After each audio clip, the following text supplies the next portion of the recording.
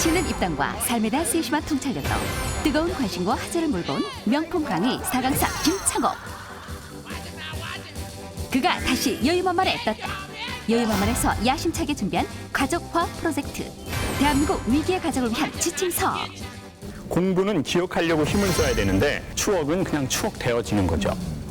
돌아가셨지만 그 부모님이 추억 속에 살아있으면 그 부모님은 살아있는 거다. 부모님에 대해서 뭐 기억나는 거 있으세요? 아버지하고 같이 한 게 거의 아무것도 없었어요. 또 계모 밑에서 자랐어요. 오빠가 이제 사고로 이렇게 잘못되셨다고 그 말씀을 하면서 사실 엄마 아빠의 그 눈빛을 제가 이렇게 가슴에 이렇게 딱 박혀져 있나 봐요. 너다한디 주냐 하고 얼른 넣으시더라고요. 너무 가깝기에 섣불리 말할 수 없었던 가족에 대한 상처와 아픔. 위기의 가정을 위한 명쾌한 처방전을 제시한다. 어떻게 삶을 살아야 할지 모를 때 그 방향을 이렇게 인도해 주더라는 거죠. 우리가 행복하게 사는 모습을 보여줘야 되겠다. 네, 엄마 사랑해요. 가족 화합을 위한 인생 레슨.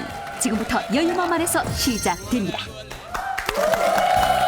네, 오랜만에 모시는 분이죠. 저는 이분에 대한 소문을 익히 들었는데 오늘 만나뵙게 되니까 굉장히 반가운데요. 네, 오늘 예. 벌써 네 번째 시간인데요. 네. 아마 지석진 씨가 오늘 이 강의 들으면 깜짝 놀라실 거예요. 그래요? 재미와 감동, 또 이 강의 들을 때마다 인생이 조금씩 바뀌는 아주 신비한 체험을 하거든요. 진짜로요. 네. 모셔보겠습니다. 네. 김창옥 씨. 반갑습니다.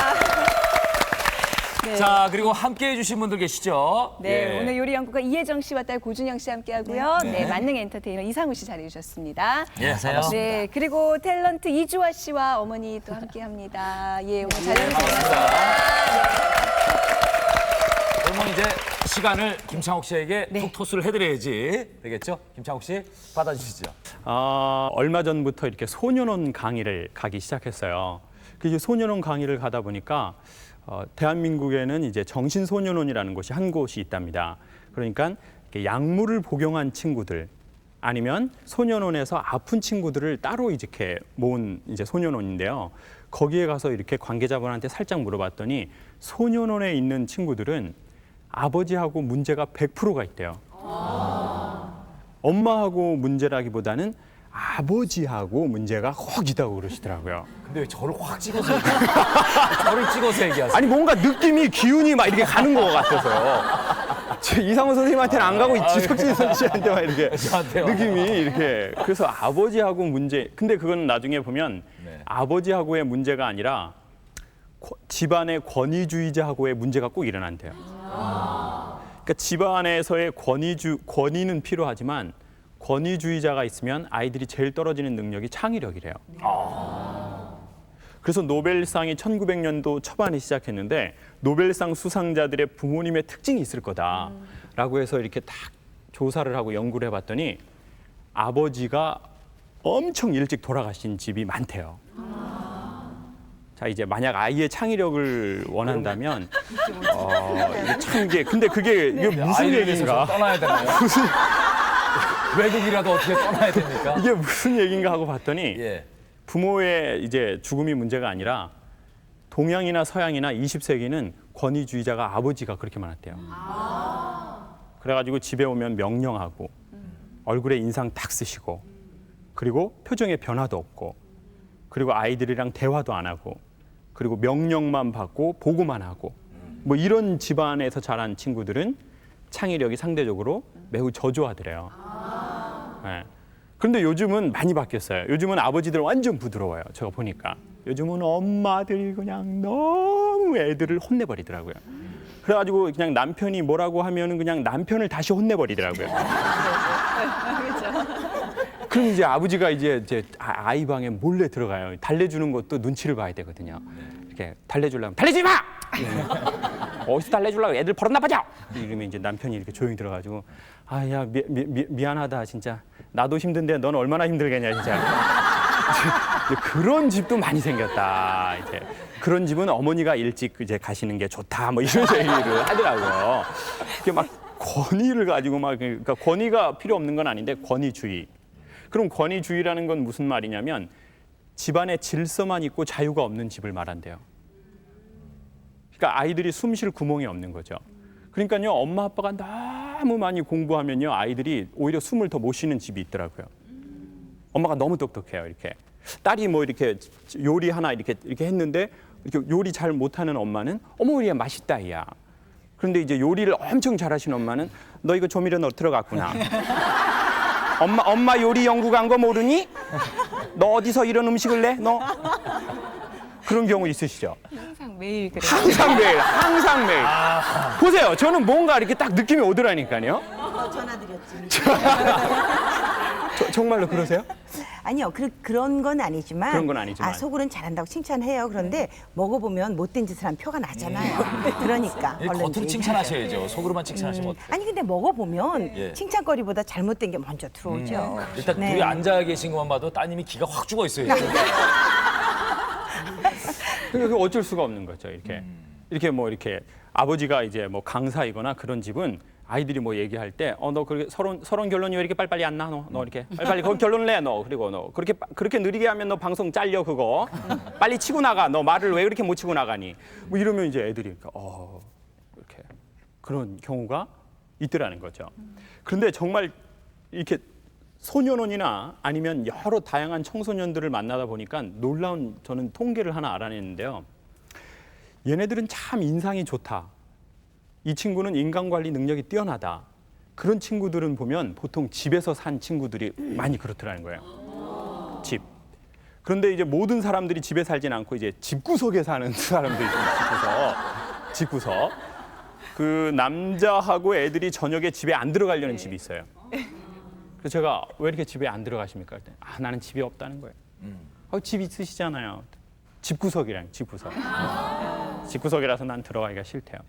그래서 왜 집구석입니까? 라고 물어봤더니 사람들이 이런 얘기를 했습니다. 자, 한번 볼까요? 집에는 뭐가 있냐면 이게 뭘까요? 집에 있는 건데 카메라인가요? 카메라하고 사진.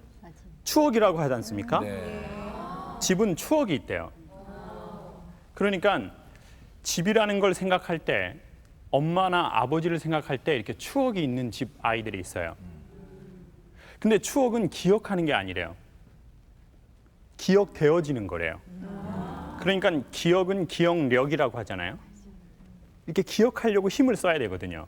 공부는 기억하려고 힘을 써야 되는데 추억은 추억력이라고 잘 하지 않습니다. 추억은 그냥 추억되어지는 거죠. 근데 여성들이 이렇게 백화점이나 쇼핑센터에 딱 가면 어떤 눈이나 이 옷이나 뭐 이렇게 액세서리가 눈으로 확 들어오는 게 있어요. 그거 집에 가서 잊으려고 해도 잊을 수 있을까요? 자꾸 생각나. 잊을 수가 없죠. 그런 건 있는 게 아닙니다. 무리해서 사야죠. 무리해서 사고 남편과 불화를 일으켜야 되는 거예요. 그런 건 잊어버리는 게 아닙니다. 그런 것처럼 그런 건 잊혀지는 게 아니라는 거죠. 아주 좋은 음식을 먹으면요. 그 음식은 기억하려고 하지 않아도 기억이 되는 거죠. 아주 좋은 노래는 기억하는 게 아닌 것 같아요. 저는 오늘 분장실에서 이렇게 분장하면서 저 혼자 이랬어요. 그녀를 만나기 100m 전. 이러고 봤더니 이제 오늘 선생님이 나오신다 그러니까 제가 어렸을 적에 들었던 청소년 때 들었던 그 노래를 이렇게 자기가 혼자 얘기하고 있더라고요. 그러니까 그런 건 이제 기억하는 게 아닌 거죠. 골든벨이 생각나더라고요. 뭔가 오늘 왔는데 벨을 울려야 될 것 같더라고요. 근데 그런 거는 막 이렇게 기억하지 않잖아요. 추억이 되어지는 거거든요. 그러면 이제 집구석인 집안은 뭐가 있느냐? 이 추억이 없고 메모리 카드, 기억이 있는 거죠. 기억이. 그러니까 뭘 막 기억하려고 해야 기억되는 거죠. 여러분은 이 얘기를 들으실 때 부모님에 대해서 뭐 기억나는 거 있으세요? 저는요. 엄마에 대한 기억은 제가 좋은 게 많은데 아버지에 대한 기억은 별로 좋은 게 없어요. 저희 아버지가 이제 청각장애가 있으셨기 때문에 어렸을 적부터 예술을 하셨거든요. 아버지 이제 그림을 계속 하셨어요. 아버지가 이 그림을요 많이 하셨습니다. 저희 아버지가 이게 많이 하셨어요. 근데 아버지는 이제 정기적으로 예술을 하시더라고요. 제가 보니까. 그리고 이 예술은 집에서 이루어지는 장르가 아니기 때문에 그 집 밖으로 나가서 하시더라고요. 그래가지고 아버지는 이제 집 밖으로 나가서 그 많은 돈을 사회에다가 환원을 하시더라고요. 환원. 워렌 버핏이라는 아주 좋은 사업가는 자기 재산 90% 환원했는데 저희 아버지는 100%를 하셨더라고요. 100%. 그리고 이제 안 들어오세요. 4일, 5일. 그러면 엄마가 제가 이제 2남 4녀의 마지막인데 저보고 아버지를 찾아오라고 그래요. 어디에 있는지 알아낸 거예요. 그러면 이제 제가 그 아마 지금 생각해 보면 엄마는 불쌍하게 해서 아버지를 들어오게 하려고 하셨던 것 같아요. 그때 제가 이제 키도 조그맣고 눈이 엄청 크고 막 제가 그때 어렸을 적에도 이렇게 생겼거든요. 그래서 별명이 미국예요. 저는 그때 당시에 세계에는 한국과 미국만 있는 줄 알거든요. 이게 다 서양은 다 미국이라고 그러더라고요. 그래가지고 제가 머리도 약간 노랗고 눈이 크고 그랬는데 불쌍하면 아버지가 들어올까 봐 아버지 찾아와 그래가지고 어느 집에 있다는 거예요. 그래가지고 뭐 이렇게 갔어요. 이렇게 갔더니 겨울이었는데 제주도에 오랜만에 한방눈이 막 이렇게 왔는데 그 문틈에 보면 그때 당시에 문을 이렇게 여는 좀 오래된 집이었는데 연탄재가 이렇게 있었어요.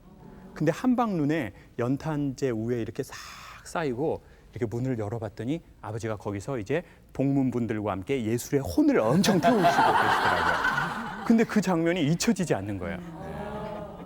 그게 아주 오랫동안 기억에 남더라고요. 그 연탄재 위에 쌓인 한방눈. 그리고 아버지 친구분들과 아버지가 이렇게 있는데 제가 뭘 봤냐면 아버지가 청각장애가 있으시잖아요. 그 아저씨들이 제가 지금 생각해 보니까 짜고 치시는 것 같더라고요. 그러니까 이제 그냥 이렇게만 하면 되잖아요. 이렇게 광팔어 이러면 되잖아요. 그 아버지 몰래 근데 아버지는 모르시더라고요. 그리고 제가 이제 딱 갔더니 제가 뭐 이렇게 아버지 집에 가시죠 이렇게 얘기할 수 없잖아요. 아빠 엄마가 집에 오라 그러는데 그랬더니 제 목소리가 안 들리잖아요. 그러니까 아버지 친구분이 저를 보셨어요. 그랬더니 뭐 이렇게 저희 아버지 이름 무슨 누구 막내 아들이요 막내 아들 그랬더니 저보고 아저씨가 오더니 웬매 미국 누구 아들이야 그러면서 저한테 그때 당시 거금 1,000원을 주시더라고요. 그리고 아버지는 저한테 막 화를 내시더라고요. 왜 여기 왔냐는 거예요. 아버지들 어른들 노는데 이 어린 놈 새끼야 만놈의 새끼야 들어가 이놈아. 그래가지고 엄마가 오라 그러니까 엄마가 오라 그랬는데 그래가지고 이제 그 추운 겨울에 그 1,000원 갖고 이렇게 그런 기억 아닌 기억 그건 아주 추억 아닌 추억인 것 같아요. 전 그런 게 되게 많았어요. 그래서 사실 그게 저한테 어떤 영향을 미쳤냐면 전 자꾸 결혼을 늦게 하고 싶더라고요. 왜냐하면 이제 가정이 별로 막 행복했던 걸 못 본 거예요. 엄마하고 아버지가 막 이렇게 사이좋게 살고 이러는 걸 못 봤거든요. 그 어머니는 지금도 그러셔요. 아버지랑 늘 사이가 안 좋으니까 제가 결혼을 자꾸 늦게 하니까 창호가 엄마는 너 장가만 가면은 엄마는 그 다음 날로 네 애비랑 이혼하고 딱 눈을 감아버려. 엄마는 눈을 감아본다. 감아버려. 저희 엄마는 항상 모든 것에 이혼이 들어가요. 이혼. 너만 장가를 가면은 왜냐하면 아버지가 결혼식장에선 필요하다 이거예요. 근데 이제 뭐 이렇게 있어야 될 거 아니에요. 계셔야 되니까. 그래서 이제 너 눈을 감아버려. 그래서 제가 결혼을 했더니 엄마가 눈도 안 감으시고 아버지랑 이혼도 안 하시고 창호가 엄마는 너가 아들을 하나 낳으면 눈을 감아버려. 눈을 감아버려. 또 이제는 또 아들을 낳아야 눈을 감으신다는 거예요. 그러면서 어머니에 대한 그런 좋은 추억은 많은데 희한하게 아버지가 귀가 안 들리시니까 그게 추억이 없더라고요. 그러니까 어느 날 보니까 제가 아버지에 대한 그 단어를 인식을 잘 못하더라고요. 아버지가 뭐인 거지 이게? 아버지는 뭐지 이게? 왜냐하면 아버지랑 해본 경험이 없는 거예요. 그때 알았어요. 사람은 살아있다고 누구를 인식하지 않더라는 거예요. 인디언이 그런 얘기를 했습니다. 사람은 언제 죽습니까? 그랬더니 사람들의 기억에서 사라지면 죽는 겁니다. 그러니까 살아있지만 사람들의 기억에 없는 사람은 죽은 거고 설령 어떤 일로 돌아가셨지만 그 부모님이 아이들의 그 추억 속에 살아있으면 그 부모님은 살아있는 거다. 그러니까 산 게 아니다. 뭐 이런 얘기가 되겠죠. 죽은 게 죽은 것도 아니다. 그런 걸 보니까 아버지에 대한 그런 게 좀 있더라고요. 그러다 보니까 자꾸 결혼이 늦어지더라고요. 일부러 안 하려고 그랬던 건 아닌데 하려고 노력을 하지 않으니까 자꾸 늦어지더라고요. 여러분은 혹시 이 얘기를 들으실 때 부모님에 대해서 잊혀지지 않는 기억 뭐 우리 하나씩 있으세요? 우리 여정 선생님은 어떠세요? 저는 아직 부모님이 살아계셔서요. 네. 사실은 기억보다는 추억이 더 좀 많았는데 제가 중학교 1학년 때인가요? 1학년 때 택시를 한번 타고 이제 친구 집에 간다고 갔더니 저희 아버지가 퇴근하시다 저를 발견하신 거예요. 그래갖고 세상에 저를 택시 탔다고요. 저 이렇게 보니까 뒤에 아버지 차가 와요. 저를 잡으러 얼마나 가셔서 제가 택시 타면 혼나잖아요, 학생이. 그래갖고 정말 그날 한 40분을 도망 댕기다가 나중에 그 택시비 돈 낼 돈이 없잖아요. 그래서 할 수 없이 그냥 내려서 아버지한테 싹싹 빌었던 그날 아주 뒤지게 맞았어요. 그다음부터 지금까지 저는 아직도 택시를 제가 두려워하고요. 우리 아이들한테도 택시 타는 건 안 돼. 이렇게 가르치고 있더라고요. 네. 그러세요? 네. 그럼 따님은 어머니나 그건 아버지에 대한 기억인가? 기억 어떤 거 혹시 있으세요? 글쎄요, 두 분이 굉장히 저한테는 굉장히 이렇게 다정다감하신 부모님은 맞아요. 근데 아까 강사님 말씀하신 것처럼 저한테는 아버지 같은 경우는 굉장히 이렇게 논리적이셔가지고 조금 어려운 부분이 있는 분이시고 엄마는 제가 좀 요리를 하고 있기 때문에 제가 같은 분야이기 때문에 또 어려운 또 선생님 같은 그런 분이세요. 그래서 굉장히 편안해는 하지만 저도 엄마한테 맞은 게 기억이 나는데요. 아주 진실한 얘기 나오네요. 아까 강사님께서 왜 이렇게 연탄 이렇게 기억이 나신다 그랬잖아요. 전 어떤 게 기억이 나냐면 제가 새벽 4시에 중학교 2학년 때 엄마한테 맞은 적이 있어요. 근데 왜 새벽 4시에요? 새벽 4시에 자고 있다가요. 자고 있다가 네, 근데- 난데없이. 네, 근데 자고 있는데 아직도 기억이 나는 게요. 문이 탁 열리는 소리가 지금도 기억이 나고요. 와. 그리고 왜 형광등 이렇게 딱 켜면 예. 깜빡깜빡깜빡했다가 탁 켜지잖아요. 그게 아직도 기억에 있어요. 근데 그러더니 갑자기 뭐가 퍽 하면서 그다음부터 맞았거든요, 제가요. 자고 있는 아이를 네, 때리신 거예요, 선생님? 네. 야, 얼마나 화가 났으면 새벽 4시에 자고 있는 애를 그러니까 아니 무슨 잘못을 하셨는데? 그러니까 추억이 없고 기억밖에 없는 아니, 거예요. 근데 그게 아니고 제가 늘 이제 이 녀석한테 집 방 정리 네가 하는 거야. 그러니까 저희 부모가 늘 그러셨어요. 네. 그래서 정리를 하라고 그랬는데 그날도 3번, 4번 경고를 했어요. 근데 그날 12시까지도 내가 마지막 경고를 하고 들어가 저는 자러 갔지요. 그다음 이제 선잠을 자고 벌떡 깨서 얘가 정리를 했나 안 했나 보니까 그 방이 그대로인 거예요. 그래서 그 새벽 4시에 화가 치밀었죠, 제가 아주. 이야. 그래서 아주 그날 때려줬어요. 굉장히 엄하게 자랐네요. 방 정리 안 했다고 새벽 4시에 맞을 정도면. 어지간했어야죠, 어지간했어요. 어머니에 대한 그 추억. 근데 그러니까 굉장히 좋은 추억도 많은데요. 그러니까 저 같은 경우에는 엄마한테 크게 맞은 게 딱 2번 있거든요. 이렇게 그 중에 하나가 아까 그 연탄재 말씀을 하시니까 제가 그게 기억이 나더라고요. 그 형광등 그런 소리랑. 근데 보통 때는 굉장히 친한 아니, 수습 안 해도 돼요. 방송을 하시네요. 방송을 하셔. 엄마의 방송 활동에 지장이 올까봐 따님이 아주 지혜로우시네요. 따뜻하게 마무리하시네요. 제 같은 경우는 그 아버님이 굉장히 엄하셨고 제가 막내라서 또 원체 나이 차이가 많이 나고 그러니까 아버지하고 같이 한 게 거의 아무것도 없었어요. 그래서 그런데다가 전 또 계모 밑에서 자랐어요. 제가 4살 때부터 계모 밑에서 자랐고 우리 생모는 계셨거든요. 근데 그 생모가 너무 보고 싶어가지고 초등학교 1학년 때인가 그냥 학교 옆에 있는 개천을 따라 그냥 막 간 거예요. 그래서 길을 잊어먹고 결국은 그래도 제가 우리 집이 좀 있는 집이라서 이제 전화도 있고 그때 당시에 그래서 이제 경찰서를 들어가서 이제 집에 전화를 해서 아버님이 오셨는데 그날따라 비가 또 막 왔어요.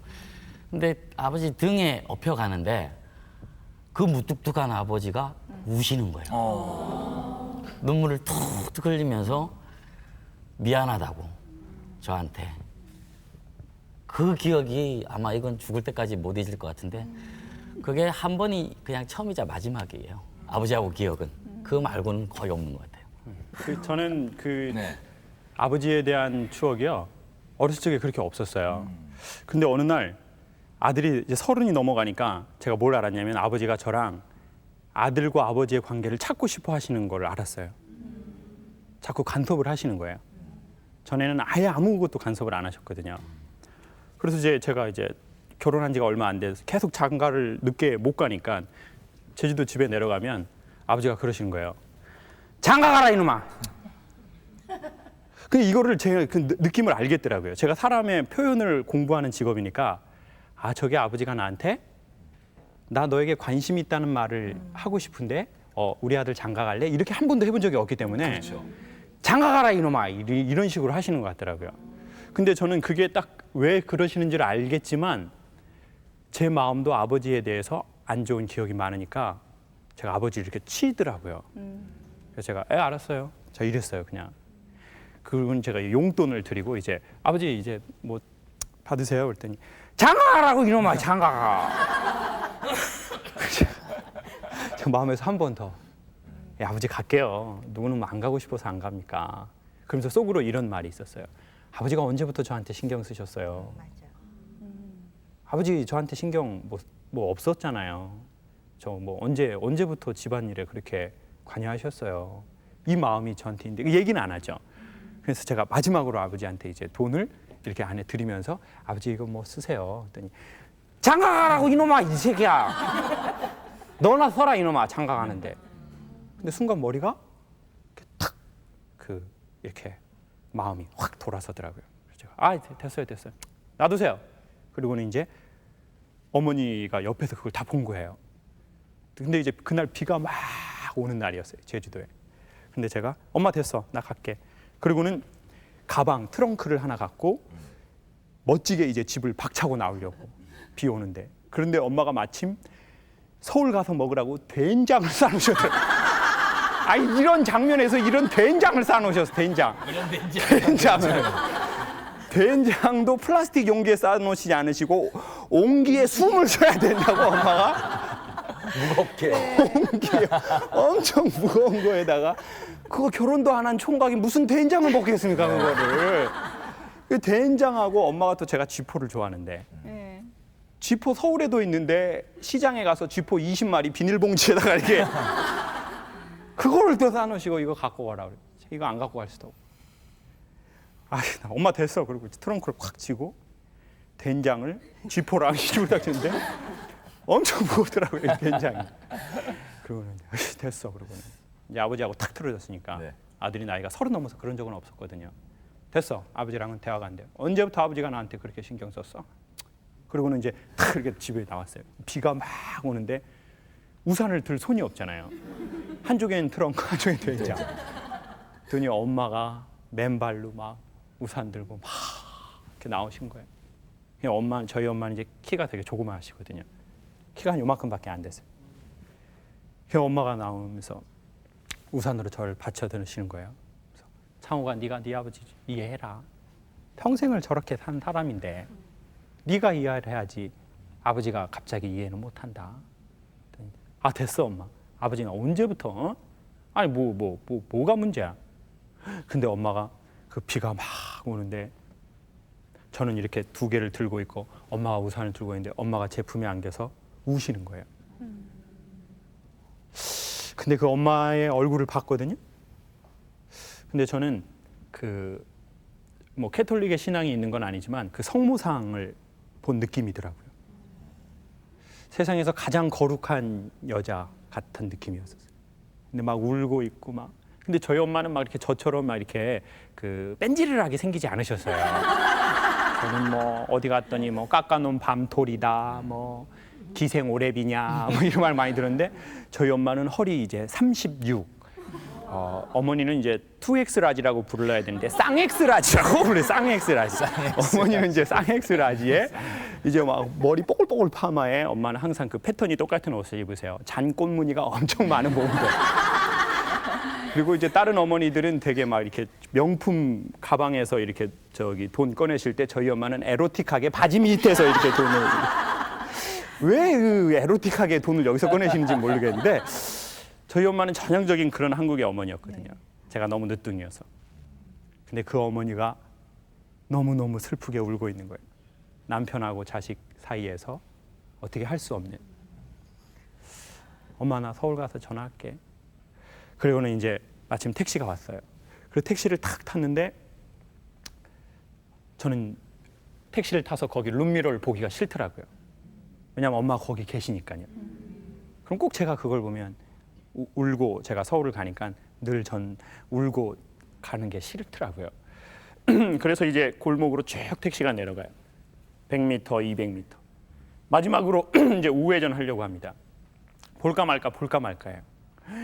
근데 딱 봤는데 저기 200m 밖에 엄마가 이러고 있는 거예요. 보이지도 않는데. 근데 엄마의 눈이 200m 밖에서 쫙 오더니 룸미러 안으로 들어가서 아들 눈으로 쿵 들어오고 눈물이 콱 나는 거예요. 제가 재빨리 엄마에게 달려가서 엄마 지금 시선 처리 어떻게 한 거야? 제가 이렇게 물어보면 저희 엄마가 뭐라 그러시겠어요? 제가 그날 알았어요. 사람들이 제가 강의를 하다 보니까 강의할 때 시선 처리를 어떻게 해야 좋은지를 가르쳐 달라고 그러시더라고요. 근데 제가 보기에 시선은 처리하는 게 아니다. 처리되어지는 거다.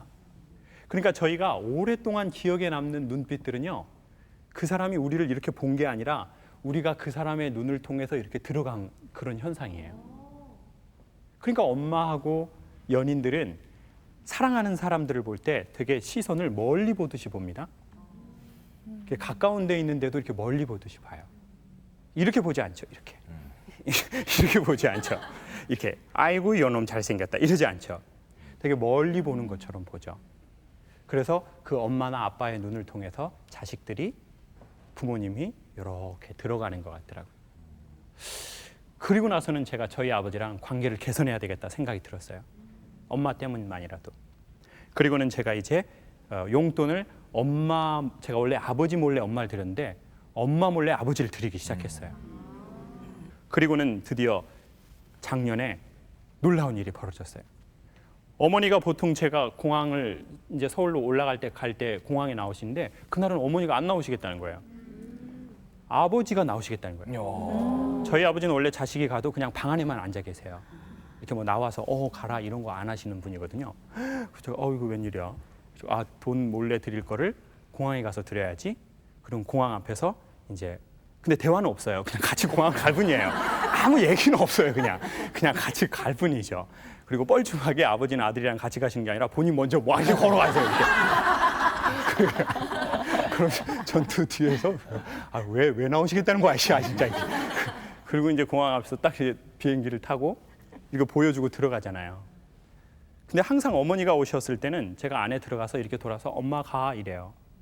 엄마 꼭 그때 우시고 그러니까. 근데 제가 마지막으로 아버지에게 돈을 조그만 이렇게 봉투에 담아서 넣었어요. 아빠 엄마 몰래 쓰세요. 조금이에요.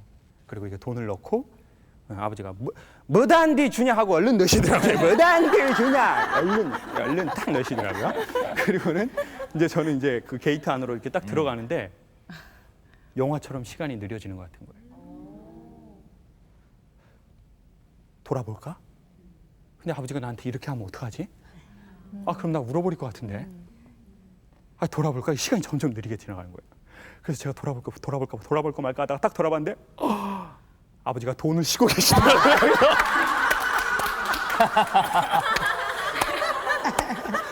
바로 꺼내셔가지고. 근데 제가 그때 뭘 봤냐면 아버지 어깨를 봤거든요. 근데 희한하게 아버지 어깨를 봤는데 전에 제가 어렸을 적에는 아버지 너무 엄하신 분이었거든요. 자다가 어머니한테 맞으셨다고 그랬잖아요. 저는 중학교 1학년 때 잠꼬대가 심해서 자다가 제 다리를 아버지 배 위에 올려놨는데 아버지가 일어나서 뺨을 때린 적이 있었어요. 그러니까 저희 집은 막 아버지는 아버지 거 완전히 딱 이렇게. 그 엄마도 그걸 어떻게 하실 수 없었는데 그 강하던 막 이렇게 아버지 체구도 되게 좋으셨거든요. 근데 그 아버지 어깨가 이렇게 공항에서 딱 돌아서 봤는데 내려앉았더라고요. 근데 그게 처음 보이는 거예요, 그때. 예전에는 아버지가 엄청 강하기만 하다고 생각했고 내 엄마가 엄청 강하기만 하다고 생각했는데 오히려 아버지 어깨가 이렇게 내려앉은 게 속상하더라고요. 그러면서 아버지에 대한 좋은 또 그 모습 하나 이걸 또 갖게 되더라고요. 그래서 이런 게 반드시 있을 겁니다. 그래서 두 번째 한번 이게 볼까요? 자, 집인 곳은 일기장이 있고요. 네. 그러면은 집 구석이면 우리가 뭐가 있냐? 이게 돈이 있는 거죠. 돈. 이제 집구석이 더 좋아 보이는데요. 많이 좋아 보이네. 그렇죠. 아우 방송이 이렇게 가면 곤란한데 이게 어떻게 되는 거죠? 자, 이게 무슨 얘기냐면 누군가가 그런 얘기를 했습니다. 마이크로소프트의 빌 게이츠라는 부부가 이제 자기 돈이 워낙 많지 않습니까? 그래서 아들 하나, 딸 하나가 있다고 그러시더라고요. 그래서 유산을 얼마를 물려줄까 생각하다가 아이들이 버릇이 나빠지면 안 된다 해서 1000분의 1만 물려주기로 했다는 거예요. 자기 재산에.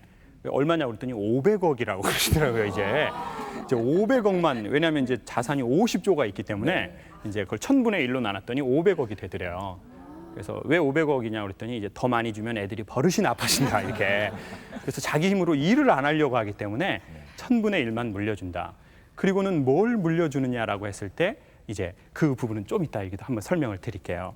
자, 마지막으로 여기에는 뭐가 있느냐면요. 자, 지금 환하게 웃고 있는 사람이 있고 이게 아까 저희가 함께 얘기했던 그 시선이거든요. 예. 내 부모님을 생각했을 때 어떤 시선이 기억에 많이 남는지. 혹시 아까 그렇게 힘든 기억도 있었지만 뭐 이렇게 좋은 기억 그런 눈빛 혹시 두 분은 있으세요? 부모님에 대해서? 부모님에 대해서 저는 어렸을 때 미취학 아동 때 5세, 6세 때 그때 기억이 나는데요.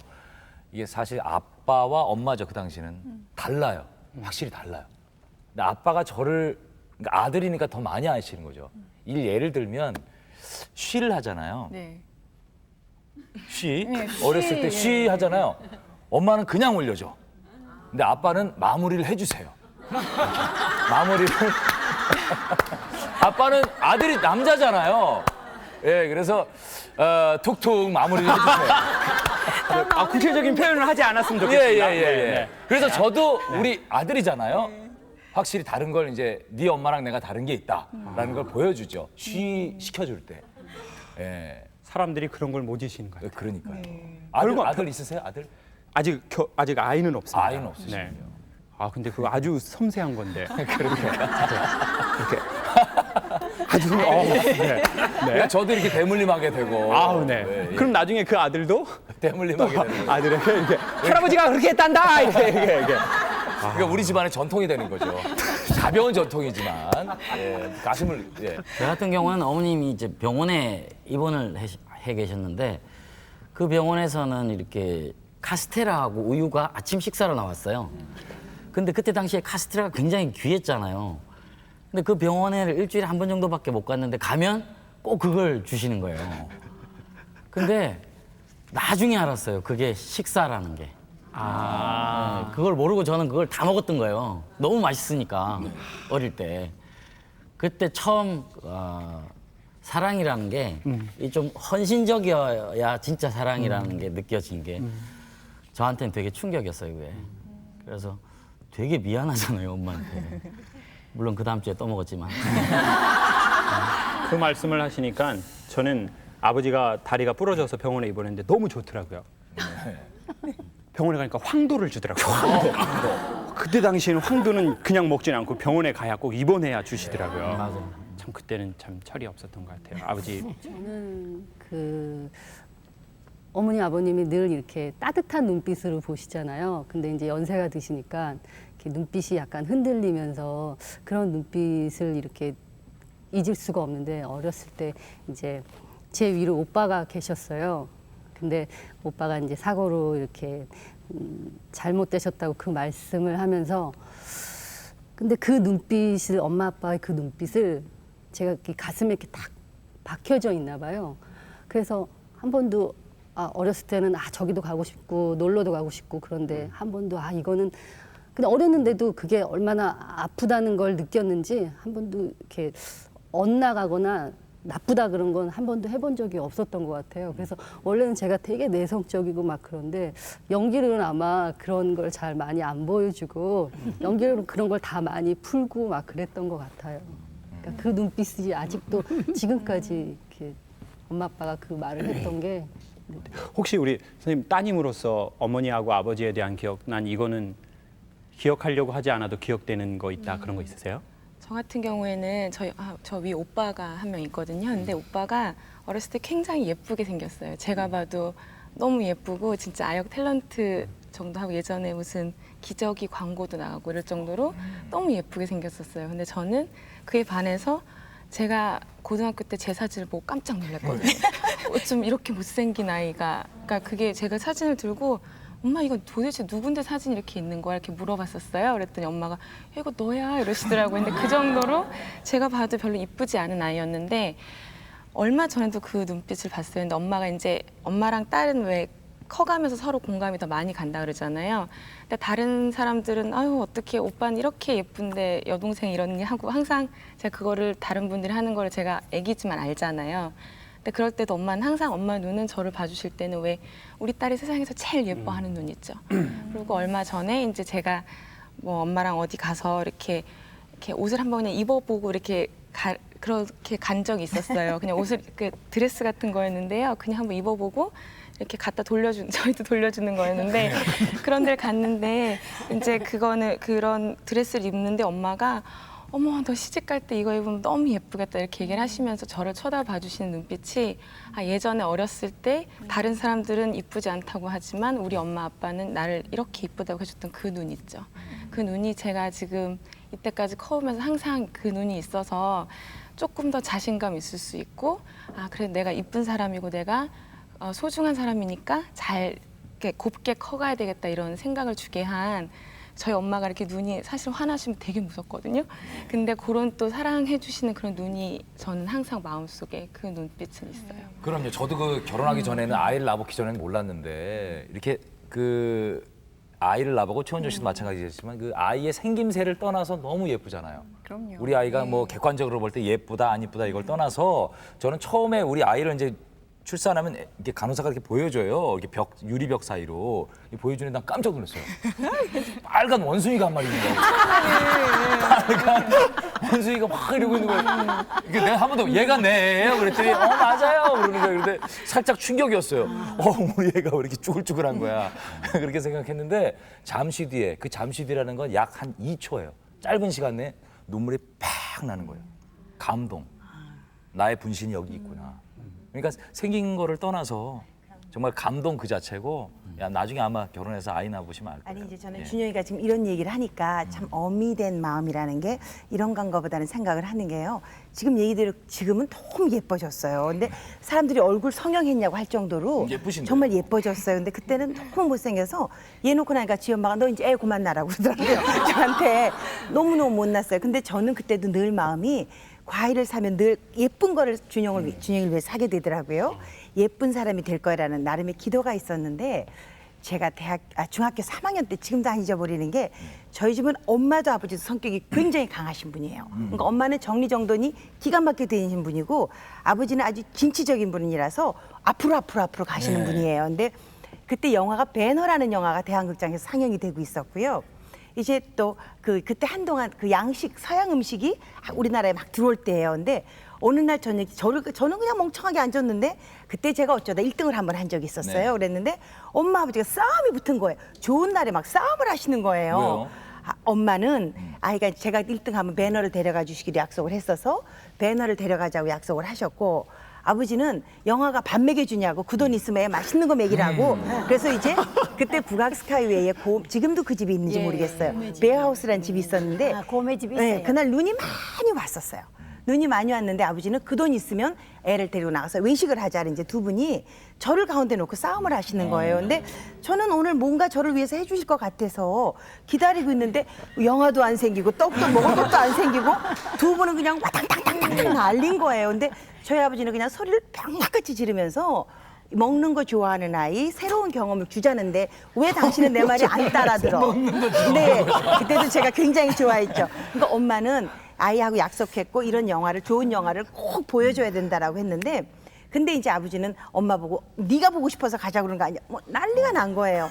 막 싸우니까 제가 중간에서 울었죠. 이제 저는 또 밥도 못 얻어먹고 영화도 못 보고 울기만 한 거예요. 그런데 그렇게 하고 저는 너무 화가 나서 이제 막 혼자서 막 씩씩씩거리고 다니는데 한 30분쯤 있다 보니까 너무너무 조용한 게 아버지는 옷을 입고 그냥 그럼 영화 가자 그러고 서 계시고 엄마가 이제 저 그때 열심히 성당을 다니셨는데 묵주를 들고 막 눈물을 뚝뚝뚝뚝 흘리면서 거기 앉아서 기도를 하시는 거예요. 근데 그때 제 생각에 처음으로 제가 내가 오늘 1등을 하지 말았어야 되는 거구나 라는 생각도 했지만 엄마가 그렇게 간절하게 하시는 기도에 제가 욕심을 어느 한쪽도 굽히지 않았다는 게 이렇게 제가 마음 아프게 해드렸다는 게 너무 가슴이 아파서 그때 저는 타협이라는 걸 배웠어요. 세상에 나서 얼른 빨리 내가 오는 거 하나를 양보했어야 되는 거라는 양보라는 걸 그때 제가 배웠어요. 그래서 지금도 저는 막 집에서 이렇게 얘 오빠하고 얘하고 막 싸우면 그냥 처음에 소리 몇 번 지르다 안 되면 얼른 들어가서 저는 방에 앉아 막 기도해요. 그러면 이 녀석들도 똑같이 싸움을 제일 빨리 멈추더라고요. 그래서 저는 지금도 지금 생각하면 그날 싸우던 엄마 아버지 모습도 굉장히 좀 생동감은 있었지만 그렇게 앉아서 기도하던 엄마를 잊을 수가 없죠. 그게 오늘 여기에 마지막 저희가 나누고 싶은 얘기를 다 해주신 것 같아요. 네. 추기경께서 돌아가셨잖아요. 그러시면서 근데 돌아가시기 전에 사람들이 물어봤대요. 사람의 죽음이라는 것은 무엇이냐고. 그랬더니 추기경이 그러셨답니다. 사람은 죽으면 하늘의 별이 되는 겁니다.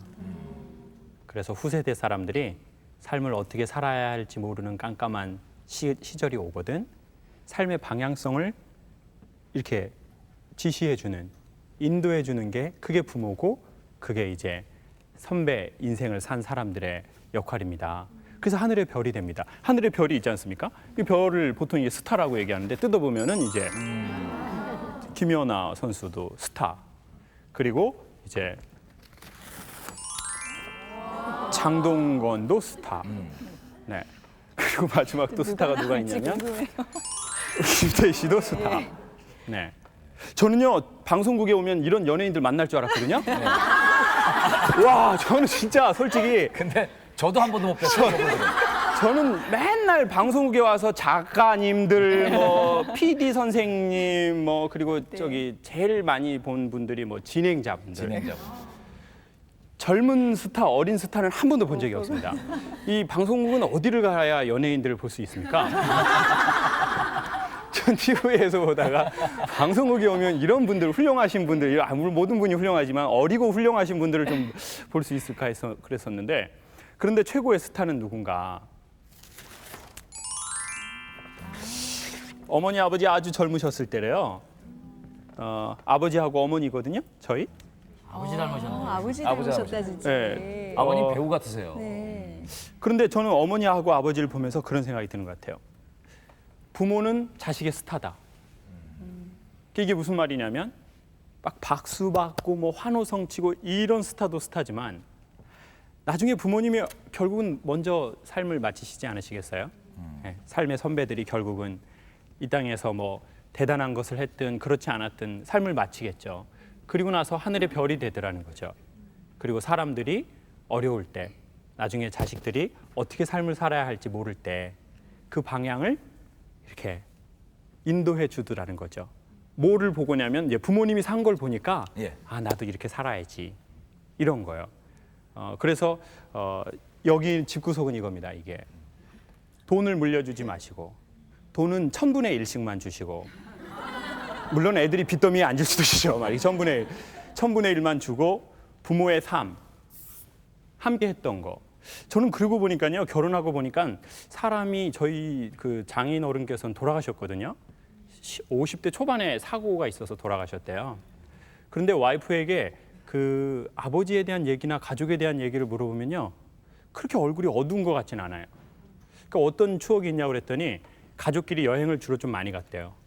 근데 이제 대단한 데 가지는 못했고 서울 근교에 갔는데 오빠랑 이제 본인이랑 이렇게 갔는데요. 길이 너무 막히길래 국도로 가가지고 그쪽에서 이렇게 버너 해가지고 라면을 끓여 먹었대요. 배가 고프니까. 그러니까 그런 추억이 되게 많더라고요. 그리고 약간 제가 보기엔 유치한 게 좋은 것 같아요. 사랑은 유치뽕인 것 같아요. 그렇잖아요. 애들이 이렇게 엄마 나 너무 힘들어요. 그러면 우리 딸 힘들지. 이런 얘기. 엄마 나 요리 너무 힘들어. 우리 딸 힘들지. 엄마도 너 때문에 많이 힘들었다. 이런 거. 이제 이런 거 하면 좋은데 엄마들이 강하게 키우려고. 엄마 나 요리 힘들어. 엄만 더 힘들었어 있냐나 그냥. 엄마는 아무것도 없을 때부터 시작을 했어. 너는 엄마가 도와주고 너는 뭐가 모자라는데 못해? 너 주먹 꽉 져? 너 아주 어금니 꽉 다물고 너. 세상이 호락호락하니? 너 이제 엄마 아빠 없으면 니들이 다 혼자서 알아서 해야 돼. 네 오빠랑 네가 저 세상의 전부야. 이제 이렇게 하면 아무리 그 얘기가 맞지만 네. 뭔가 사람 마음에 너무 찔리시냐고. 이혜정 선생님 오늘 선생님, 사실 제가 따님하고 개인적으로 만난 적은 없습니다. 아니 오늘 아침에도 네. 그러는 거예요. 자기 너무 1년 동안 정말 휴식 없이 정신없이 와서 네. 엄마 나 방학하면 조금 쉬도록 해달라고 그러는 거예요. 제가 보기에는 어이가 없는 거예요. 지가 뭘 했다고. 그래서 내가 제가 너 매일이 휴식이야. 엄마는 보따리 싸들고 다니면서 뭘 어떻게 했는데 너희가 지금 호강에 바쳤어. 요강에 뭐 하는 소리 하고 있어. 이래가지고 얘가 정신 있는 애야. 제가 아침에도 그러고 왔거든요. 그 얘기를 그대로 양해 주시네요. 그러게 저희 집에 안테나 어떻게 된 꽂아놓으신 거예요? 거 아닌지 이게 모르겠어요. 제가 신기가 있는 걸까요? 이게 어떻게 된 걸까요? 근데 저는 아버지하고 또 추억이 마지막으로 뭐가 있냐면요. 제가 어렸을 적에 엄마한테 그 브랜드 신발 유행하던 때 나이스를 하나 사달라고 했는데 나이스. 엄마 나 나이스 하나 사줘. 그랬더니 엄마가 빕새가 황새 걸음을 걸으면 가랑구가 찢어져 버린다고 그러시더라고요. 돈도 없는 놈이 뭐 연병을 하냐고 안 된다고 그러시더라고요. 그런데 이제 아버지가 이제 시장에 그때 당시에 왜 그러셨는지 모르는데 시장에 데려가서 보통 7,000원, 10,000원 하던 그 신발이 시장 신발이었는데 18,000원짜리 사주셨어요. 지금도 기억이 나요. 나이스를요. 아니 나이스 아니었고 그 중간 브랜드 중간 이렇게 브랜드. 네 뭐 프로 스팍스라는 브랜드가 있었거든요. 그런 게 있었는데 이제 그거를 사주셨는데 엄마한테 엄청 혼이 나시더라고요. 돈도 없는 것들이 연병을 한다고 저희 엄마가 항상 욕을 하셨거든요. 이게 돈도. 그런데 제가 이제 작년에 또 이제 강의가 있어서 제주도에 딱 내려갔는데 이렇게 우연히 신발장을 딱 지나는데 엄마 아버지 신발이 운동화가 보이는 거예요. 근데 보니까 이게 브랜드가 없는 거더라고요. 당연히 뭐 이제 70 넘으신 노인분들이 뭐 막 브랜드 있고 그런 거 신지 않으시니까요. 그냥 정말 시장에서 산 5,000원, 7,000원짜리 막 이런 이제 운동화를 신고 계시는 거예요. 근데 저는 항상 저는 이제 브랜드 운동화를 신었으니까요. 그래서 안 되겠다 그래가지고 엄마 아빠 이렇게 시장 같이 가자 그랬어요. 그 시장에 가서 이제 나이스에 가서 이제 엄마 아버지 신발 하나 사세요. 그랬더니 아버지는 아따 이거 비싸다. 그러더니 이제 아버지 한번 신어보세요. 좋다. 바로 이러시는 거예요. 아버지는 좋다. 아따 가볍다. 아버지는 바로 이러시고 그냥 그러고는 엄마는 뭐 연병을 한다고 그냥 나이 잡수셔갖고 그냥 몇 년 있다 뒤질 거면서 뭔 비싼 신발 관에 들어갈 때 비싼 신발 연병을 한다고 엄마는 그러시더니 제가 그래서 엄마도 하나 사. 엄마 이거 하나 사 이거 그랬더니 보니까 이제 그게 뭐 10몇만 원 막 이렇게 되잖아요. 보통 브랜드 있는 신발들이요. 그러니까 뭐 엄마는 이런 거 필요 없어. 너그 애비나 사줘라. 너 사랑하는 너그 아버지 사줘. 그랬더니 엄마 이거 하나 사. 엄마 하나 사. 그래가지고 한 10분 실갱이를 하고 그걸 사드렸어요. 색깔만 다른 걸로 커플 신발로요. 그리고는 이제 그날 이제 핸드폰으로 찍었어요. 사진을. 이제 아빠 신발 큰 거, 엄마 신발 작은 거. 색깔만 다른데 너무너무 기분이 좋은 거예요. 그리고 핸드폰에 이제 배경화면으로 넣어놨어요. 근데 이제 어느 날 와이프가 이제 본 거예요. 오빠 이거 어떤 년 거야 이거? 이거 어떤 년하고 왜냐면 자기 신발은 아니잖아요. 그렇죠. 제 신발도 아니고. 그게 아니고 엄마 아빠 그걸 했어. 그런데 지금도 이제 제주도 집에 가면 아버지 신발이랑 엄마 신발이 이렇게 있는 거예요. 그러면서 조금씩 좋아지는 것 같아요. 부디 바라건대 아마 이 방송을 듣는 모든 사람들이 부모님의 그 이렇게 내려앉은 어깨나 이런 게 조금 부모님이 조금 더 건강해서 살아계실 때 보이면 참 좋을 것 같아요. 그게 안 보이는 것 같아요. 부모님은 늘 강한 것 같고 늘 대단한 것 같고 그런데 아버지의 그 아주 그 저렴한 신발 그게 보였으면 좋겠고 그런 게 하나씩 보였으면 좋겠더라고요. 그리고 이제 부모님들은 너무 강하게 키우려고 그냥 애들이 40점 받다 90점 받으면 이렇게 우리 딸 90점 받았어? 엄마가 이렇게 좋은데 우리 딸 얼마나 좋겠니? 이런 거 해주면 좋은데 조금만 더 해 바로 100점이야. 100점 받으면 방심하지 말고 계속 전진해 너. 이제 이런 거로 너무 강하게 키우다 보니까 아이들이 인정을 좀 받으면 좋은데 근데 최고의 인정, 최고의 눈빛은 존재를 봐주는 눈빛이래요. 미국에서요 마마가 저녁에 어떤 마을에 돌아서 아이들이 다 죽었대요. 그래서 어떤 여자아이가 있었는데 그 아이도 이제 얼굴에 열꽃이 펴서 엄마가 어차피 이제 다 죽을 것 같고 그래서 이거를 이렇게 파줬답니다. 이게 나중에 흉이 생기길래. 근데 그 아이가 안 죽고 살았어요. 근데 이게 얼굴 전체에 이렇게 그게 생긴 거예요, 흉이요. 이 여자분들은 이제 얼굴에 조그만한 것만 있어도 되게 스트레스인데 어린 아이가 이게 전부 생긴 거예요. 그리고는 드디어 이제 시간이 지나서 이제 그 마을에 초등학교를 갔는데 문제가 생기기 시작한 거예요. 애들이 이제 흉을 보기 시작한 거예요. 이 귀신아, 저 얼굴 봐, 귀신아. 그랬더니 애가 막 울고 온 거예요. 엄마, 애들이 나보고 귀신이래. 그랬더니 엄마가 그랬어요. 언젠간 이런 날이 올 줄 알았단다. 넌 지금부터 엄마가 하는 얘기를 잘 들어라. 어렸을 적에 이 마을에 전염병이 돌아서 사람들이 다 이렇게 죽었어. 특별히 어린아이들이. 근데 하나님이 너만 살려주셨대. 그래서 네가 아주 특별한 애인데 네가 그걸 잊어버릴까 봐 늘 보면은 금방 확인할 수 있도록 얼굴에다가 사인을 주신 거야. 그러니까 넌 나중에 커가지고 사람들을 위해서 사는 사람이 돼야 된다. 너만 위해서 살지 말고. 그래서 이름을 이제 그레이스로 바꿨어요. 그레이스라는 뜻이 한국말로 하면 은혜인데 이 말의 뜻이 갚을 수 없는 선물이라는 뜻이래요.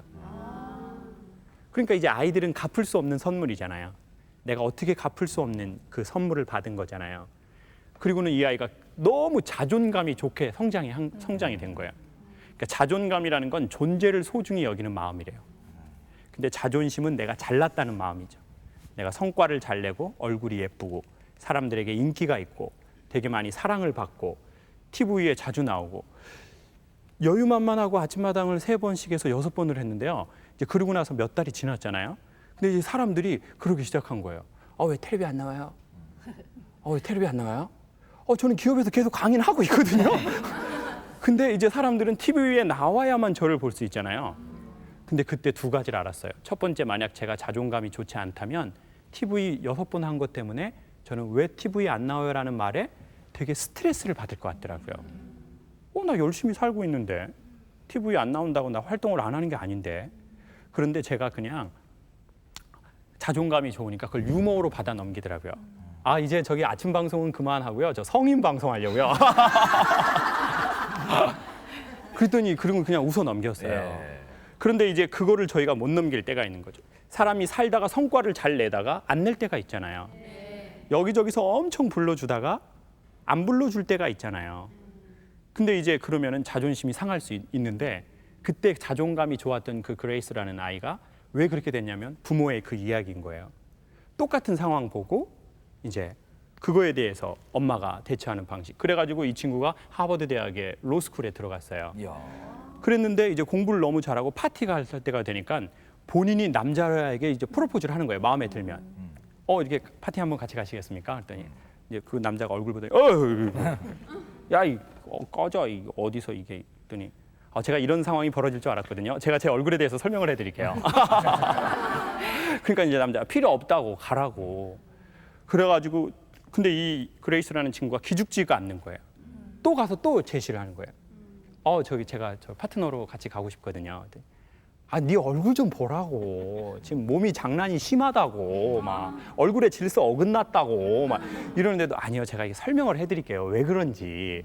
그리고는 이 남자가 가만히 보니까 하버드 대학 로스쿨에 전 세계의 권력과 힘과 지식에 있는 그 부모님의 자식들이 되게 많더래요. 근데 열등감이 아주 깊더랍니다. 그러니까 다 예뻐 보이는데 남들은 다 예뻐 보이는데 자기는 자기 코가 조금 낮다. 자기는 왼쪽 어깨가 살짝 내려앉았다. 피부가 거칠다. 그러니까 남들이 보기엔 너무 이쁘고 너무 좋은 환경인데 그거 가지고 너무 사람이 예민한 거예요.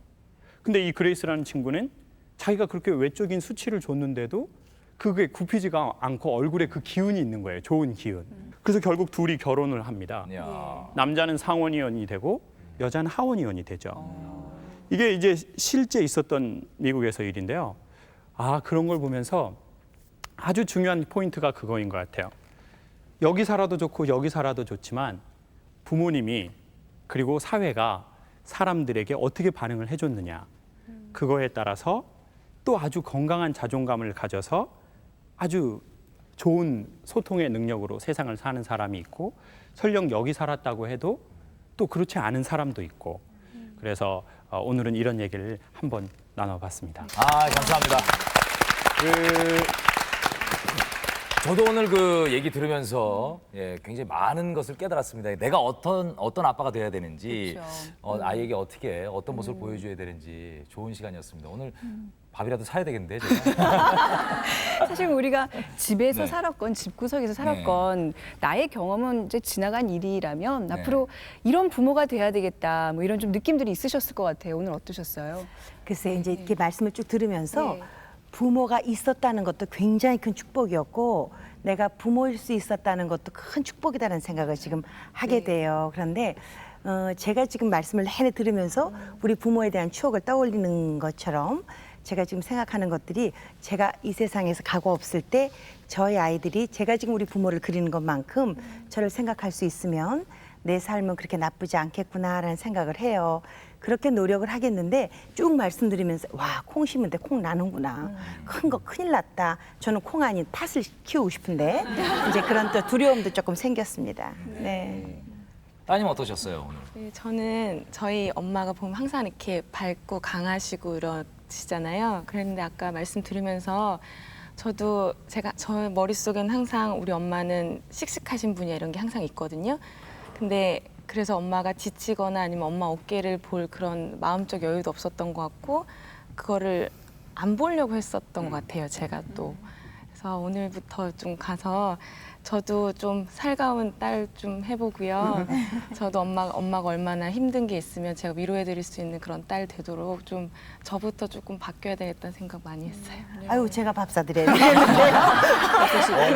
예, 부모님들도 깨달으시고 따님들 자녀분들도 깨달으시고 이상호 씨도 지금 예, 감동하신 듯한 눈빛이에요. 네, 제 같은 경우에는 그 어떤 부모가 되어야 될까 그리고 자식한테 나중에 뭘 주고 가야 되나 이런 고민을 해본 적이 있었어요. 그래서 저는 궁극적으로 부모가 자식한테 원하는 건 자식이 행복하길 원할 거예요. 그래서 저는 우리가 행복하게 사는 모습을 보여줘야 되겠다. 이 생각을 참 많이 했었어요. 그래서 늘 집사람하고 서로 많이 사랑하는 걸 보여주고 많이 행복하게 사는 걸 보여줘야 되겠다고 생각을 했는데 오늘 강의 듣고 느낀 게 그것보다 더 중요한 게 있는 것 같아요. 네. 아이의 그 존재감. 그러면 네가 정말 귀한 애다. 이거 심어주는 게 참 중요하다는 거 깨닫게 됐어요. 네. 저도 밥을 사야 돼요. 예. 그리고 정말 이상호 씨가 하신 얘기가 정말 중요한 오늘의 핵심인 것 같아요. 예, 핵심을 정리해 주신 것 같습니다. 그랬습니까? 근데 이상우 씨는 참 좋은 아빠로 이렇게 또 정표에 나와 계신데 좀 아이를 위해서 이렇게 하고 있는 원칙들 같은 게 있으세요? 아이들한테 이렇게 놀아줘야 되고 이런 말을 좀 주로 하고 원칙들. 네. 그게 좀 문제인데요. 제가 인간극장을 나간 이후로 예. 모든 사람이 제가 세상에 이런 아빠가 없고 세상에 이런 남편이 없는 줄 알아요. 제가 어디 가서 소주도 한 잔 제대로 못 먹어요. 그래서 사실 저는 지극히 평범하고 보통 저보다 훨씬 더 아이도 잘 키우고 이런 분들도 많고 또 이러면 또 겸손하다고 또 난리야. 네, 그런 게 아니라 실제로 저는 그냥 뭐 특별하게 애한테 잘하려고 하고 이래 본 게 많지 않아요. 그냥 제가 처해진 여건 때문에 할 수 없이 주말에는 토요일, 일요일은 제가 집에 있어야 애 엄마가 이제 좀 쉴 수 있으니까 그런 지극히 현실적인 문제 때문에 이렇게 변해가는 것 같고요. 그 지금 강의를 통해서 느꼈던 것들처럼 결국은 이제 부모가 그 아이의 별이 되어 줘야 된다는 거 이런 생각을 통해서 이제 조금씩 부모인 제가 성숙해가는 그런 느낌이 들어요. 네. 어떠셨습니까? 아, 밥은 제가 살게요. 아, 저는 이제 이렇게 별을 정말 가슴에 품고 또 오늘 가는 것 같아요. 솔직히 오늘 엄마랑 좀 다퉜거든요. 안 나오려고요. 아, 그것도 그렇고 제가 좀 속을 새겨가지고. 근데 내가 자꾸 엄마 손을 이렇게 잡는데 엄마가 안 잡아주시더라고요. 그러시네요. 계속 근데 이 빼시네요. 말을 들으면서 엄마가 손을 이렇게 딱 잡아주는데 아까 막 눈물이 막 날라 그러는 거예요. 그래서 엄마 제가 앞으로 더 잘하고요. 엄마 많이 많이 사랑하고 그래 엄마 사랑해요. 나도.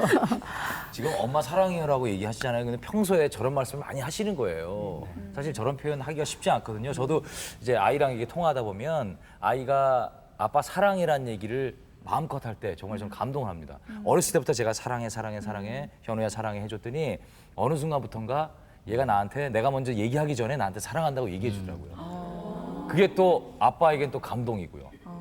저도 사실 그런 얘기 하기 좀 한 적이 별로 없거든요, 부모님한테. 그런 코드가 있으면 네. 되게 좋은 것 같아요. 그러니까 뭐 이렇게 영화에서 보면 친한 친구들끼리 만나면 뭐 이렇게 막 하이파이브 하고 뭐 이런 거 있잖아요. 네. 저는 이제 아이가 없는데 저희 막내 누나 김미자의 이제 누나 조카가 이제 홍예찬이라는 친구예요. 초등학교 4학년인데 제가 예찬이에게 그런 식으로 이렇게 했던 것 같아요. 아주 어렸을 적부터 전화해가지고 이제 통화가 가능하면 예찬아, 삼촌이 세상에서 제일 사랑하는 어린이가 누구야? 그러면 애가 처음에는 홍예찬 이랬거든요. 그래서 세 날이 시킨 거예요. 이렇게 유치하게. 조금 더 컸더니 삼촌이 세상에서 제일 사랑하는 어린이 이름이 뭐야? 했더니 홍예출? 그 애가 그러면서 그때 얼마 삼촌하고 재미난 코드예요. 근데 이제는 5학년이 되니까 어떤 줄 아세요? 제가 예찬아, 제가 목소리를 이렇게 하거든요. 삼촌이 세상에서 제일 좋아하는 어린이가 누구야? 삼촌, 저 어린이 아니에요. 목소리 그렇게 하지 마세요. 근데 그러면서 그 아이 조카하고요, 저하고 코드가 있더라고요. 코드가. 그러니까 이제 그 아주 유치뽕한. 아니 오빠랑은 어떻게 지내세요? 저요? 네, 많이 싸우세요? 어렸을 때 굉장히 많이 싸웠고요. 지금도 많이 싸워서 오빠가 지금 외국에서 공부하고 있다가 어저께 들어왔거든요. 네. 근데 하루 지났는데 굉장히 많이 싸워가지고 엄마가 니는 도대체 언제까지 싸울 거냐고. 근데 여전히 싸우고 있어요. 근데 이제 참 이상하죠. 부모라는 거는 자식이 둘이가 같이 뭘 가지고 막 이렇게 놀아도 그게 그렇게 이쁜데요. 둘이 막 찌그덩거리고 싸워도 그걸 보면서요 정말 즐기는 것 같아요. 겉으로는 이 녀석들 뭐 이놈들 뭐 난리를 치면서도 넌 오빠가 뭐 동생이 막 앵앵대냐고 난리를 하면서도 그러면서 둘이 하고 있는 대화를 보면 정말 그 속에 제가 지 아빠 보고 하든지 지 아빠가 저보고 하던 짓이 다 녹아 있더라고요. 그러니까 이제 그런 걸 보면서 정말 하나라는 걸 저는 참 느끼게 되는데요. 저는 지금 이제 말씀을 드리면서 굉장히 가슴이 뭉클하게 와닿았던 게 그래서 제가 부모가 될 수 있었던 걸 축복이라고 말씀을 드리면서 더 한 번 확인을 한 게요. 이 녀석이 이제 뭐 유학을 먼저 했는데 그때 오빠가 직장 생활을 하고 있었어요. 그렇게 원수 보듯이 둘이 그렇게 싸워대는데 네. 애가 딱 떠나는 날 오빠가 손에다가 그 카드를 하나 딱 쥐어주고 통장을 하나 쥐어주면서 외국에서 정말 어렵고 힘들 때 요걸로 네가 사용해라고 쥐어주는 걸 제가 보고 그때 가족이라는 걸 제가 정말 감동이었었어요. 그래서 제가 어미 될 수 있었던 게 이렇게 큰 축복인지 이렇게 그냥 생각을 하지만 오늘 아침에도 아글아글 쓰고 왔어요. 제발 좀 찡찡거리지 말라고. 근데 또 이렇게 어느 순간 또 가족에게 감동하는 게 또 네. 매일 감동하면 심장병 걸려요. 매일 감동하니까 너무 재밌는 어떡해. 게요. 무뎌지죠, 또. 얘가 지 오빠한테 하는 거 보면 제가 저희 남편한테 하는 거하고 똑같이 하고요. 저희 오래비가 얘한테 하는 거 보면 지 남편이 저한테 하는 거하고 어쩜 그렇게 시도둑질 못하게 똑같아요. 그러니까요. 그럼 나중에 오빠 같은 사람하고 결혼하고 싶으세요? 아니요. 아, 그건 아니야. 그건 아니야. 아니, 이제 뭐 부모와 자식 간의 얘기를 했지만 지금 말씀하신 것처럼 저도 남동생이 하나 있는데 네. 그렇게 유치하게 싸웠어요. 뭐 이렇게 남동생하고. 얘 막 눈에다 뭐 넣고 막 뭐 이러고 정말 유치하게. 근데 자라고 나서 보니까 부모와 저와의 그런 어떤 관계도 그렇지만 남동생과의 그 싸움 속에서 배운 게 참 많더라고요. 그래서 저희 미자 누나하고 예. 저하고 저희 하도 많이 싸우니까 엄마가 가위바위보에서 진 놈 하나 죽어버리라고 그랬거든요. 하도 많이 싸우니까 자식이 6이나 되니까 하나 죽어도 5개가 남다고 그러시더라고요. 그 5개도 많잖아요. 그래서 빨리 뒤져라, 뒤져. 그랬는데 이제 누나가 제가 음악대학 그 준비하겠다고 레슨 받을 때 네. 지금 돌아보니까 누나가 자기의 그때 이제 학원에서 이렇게 누나가 무슨 사무일을 받거든요. 그 돈으로 누나가 꼬박꼬박 돈을 보내고 첫 입학금 낼 때 돈이 없으니까 누나 적금을 이렇게 깬 것 같더라고요.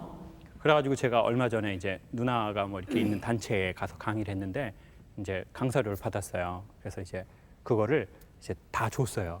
얼마 안 되지만 다 줬어요. 그랬더니 누나가 야 이런 걸 뭐하러 주니? 고맙다 야. 낼름 넣더라고요. 그렇죠. 예. 오늘 정말 좋은 시간, 감동의 시간이었습니다. 우리 김창옥 강사님께서 마지막으로 오늘 정리 쫙 한번 해주시기 바랍니다. 하늘의 별은 사실은 연예인도 별이지만 부모님이 진짜 자식의 별이래요.